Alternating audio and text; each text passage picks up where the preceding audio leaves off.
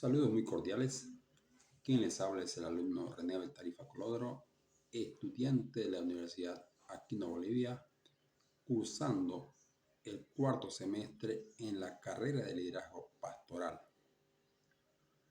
En este semestre tuvimos la dicha de llevar el módulo técnica de entrevista a cargo de la licenciada Corina Isabel Ramírez Cupe, quien estuvo a cargo como docente de esta hermosa materia técnica de entrevista, que fue de vital importancia para mí como un líder, y yo creo que para pastores y para todos los que de una manera estamos involucrados en la causa del Señor, y para seguir aprendiendo más y más. Pero antes de entrar al desarrollo, necesito saber de dónde proviene la palabra entrevista. Tengo que decir que esta palabra está compuesta por dos términos. La una, que sería inter, que significa entre, y videre, ver o observar. ¿Ya? Esto viene del origen latino. La entrevista busca llegar a la verdad, por lo cual precisa fijar la atención por el medio, por ese medio. Por eso es que se hace una entrevista a la persona.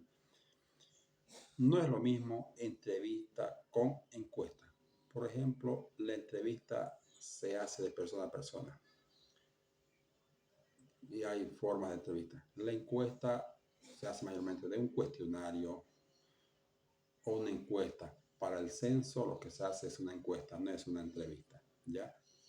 Y la entrevista es de una forma cualitativa para ver la cualidad, y la encuesta tiene que ver la forma cuantitativa.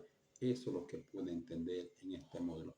Aparte de eso, entendí y comprendí que una entrevista debe constar de tres partes muy importantes que todo entrevistador debería saber y debería dominar.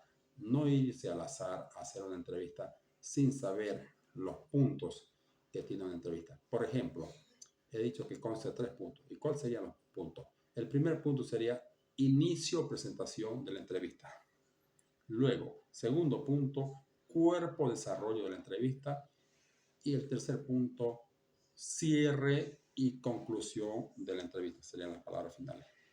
Si una entrevista consta de esas 3 partes, podemos decir que es una buena entrevista.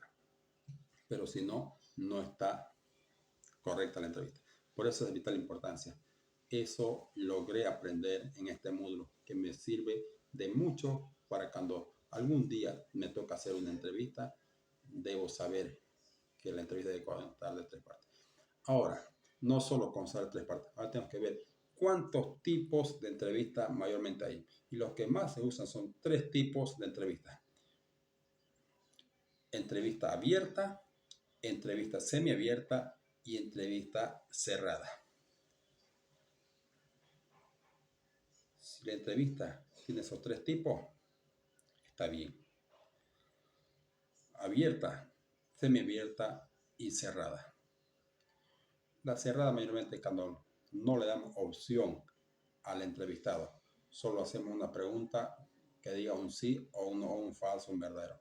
Mientras en la semiabierta podemos darle la opción que pueda abrir o pueda decir un sí o también un no. Y mientras la abierta tiene la opción amplia de responder como él quiera. Pero si nosotros cerramos la entrevista, no le damos la opción. Por eso es de tal importancia. Necesitamos también entender que en la Biblia también hace mención de entrevistas. Tal vez nosotros, no en la Biblia, pero no se encuentra nada de entrevistas. Pero necesitamos entender que en la Biblia también se hace mención de entrevistas. Por ejemplo, un ejemplo claro de Jesús y la mujer samaritana. Hay muchas entrevistas, pero el que quiero mencionar es Jesús y la mujer samaritana. Por ejemplo, Jesús era el entrevistador y la mujer samaritana la entrevistada. Para que haya una entrevista debe constar siempre de un entrevistador y una entrevistada. Y en esa ocasión había las dos cosas.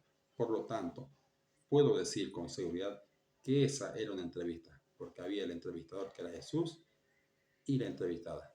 Y Jesús consiguió su objetivo cualitativo y también podemos decir cuantitativo. Pero mayormente la entrevista busca ver la cualidad y en resumen general la encuesta, la cuantitativo, la cantidad, el porcentaje, el número. Por eso podemos decir que el censo no es una entrevista, sino el censo es una encuesta.